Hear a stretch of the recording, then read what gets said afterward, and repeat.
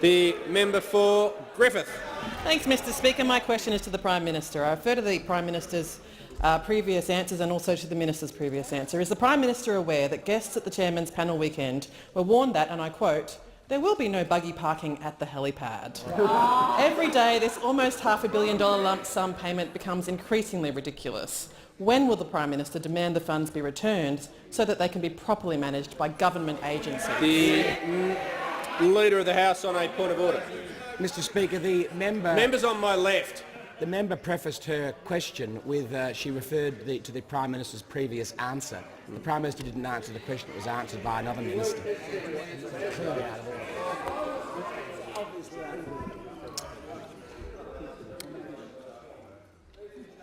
The Manager of Opposition Business. The question also referred to the Minister's previous answers. If the Leader of the House is wanting to claim that the Prime Minister hasn't given answers today, that's his business.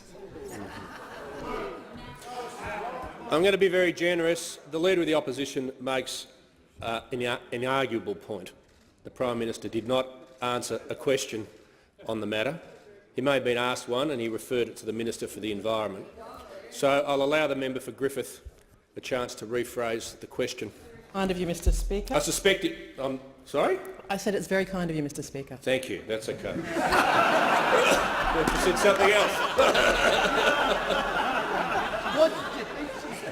Okay. Let me be blunt. I'm being generous. I'll give you a chance to rephrase it because I suspect you're suffering from the fact it was drafted before question time. Thank you very much, Mr Speaker. My question's to the Prime Minister. I refer to the earlier answer.